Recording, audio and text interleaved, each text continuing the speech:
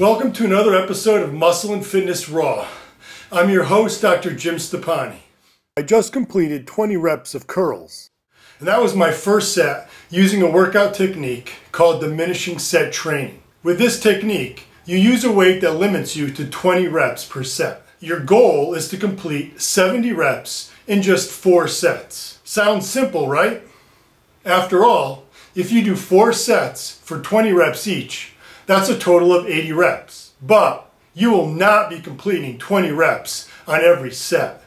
Far from it. That's because with diminishing set training, you're only allowed 2 minutes of rest in between sets. After reaching muscle failure on the 20th rep in the first set, your muscles will be so fatigued that 2-minute rest period will not be adequate recovery for your muscles to maintain that rep range. You may end up only completing half that many reps on the second set, and each successive set will push muscle fatigue even further.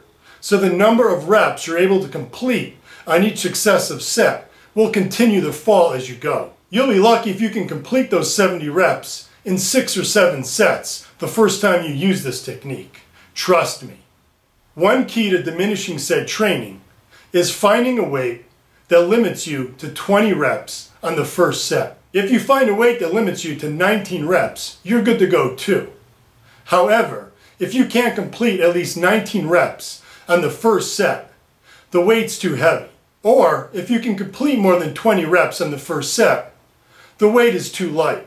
The second key to this training technique is making sure that you go to muscle failure on each and every set. If you don't hit muscle failure, it'll be way too easy to complete 70 reps in 4 sets. The third key to this training technique is making sure that you keep rest periods to exactly 2 minutes. Any longer than that, and it won't be a challenge. Any shorter than 2 minutes, and it'll be too hard to complete. Speaking of the 2-minute rest period, my 2 minutes are up. It's time for set number 2.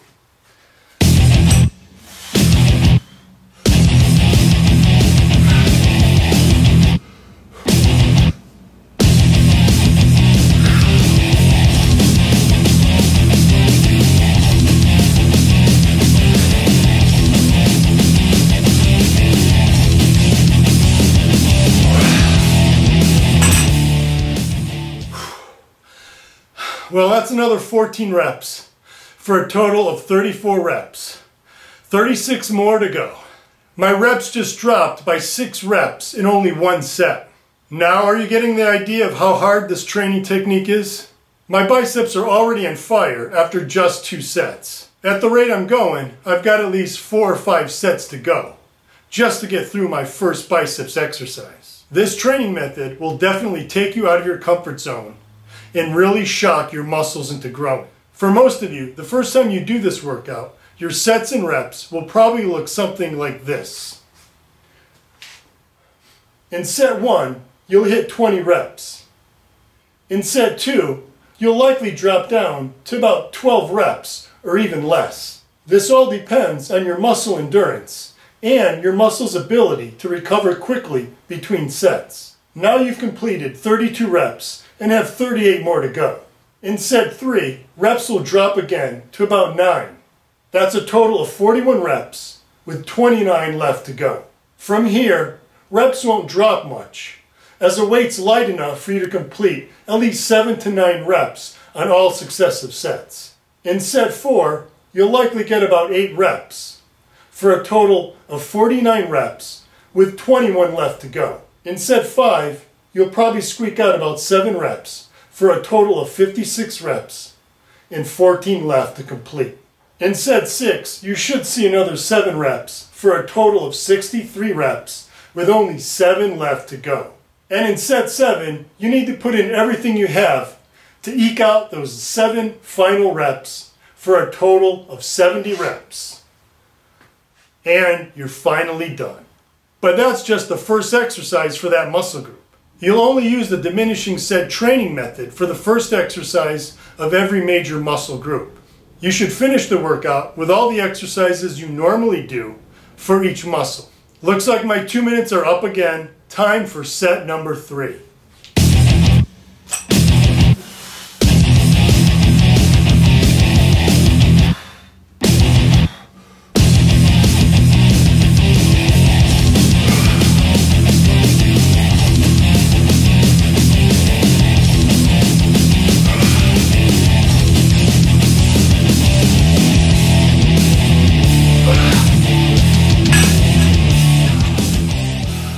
Well, that's another 10 reps for a total of 44 reps and 26 left to go.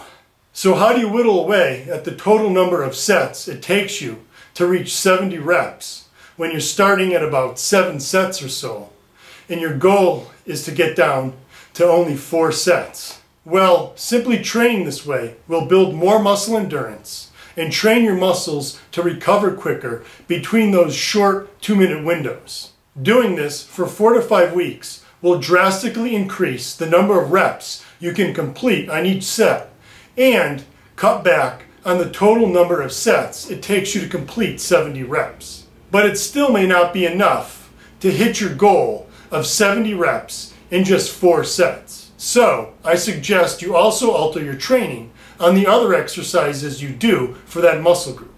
During the 4 to 5 weeks that you're using the diminishing set training method, keep your rep ranges on all other exercises between 12 and 20 reps. Be sure to do 4 sets per exercise, just like the goal of the diminishing set training method. Also be sure to limit your rest period on all exercises to between 1.5 minutes to 2 minutes and no longer.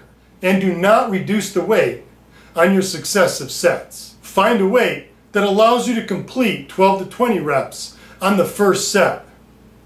Then stick with that weight regardless of how few reps you can complete on successive sets.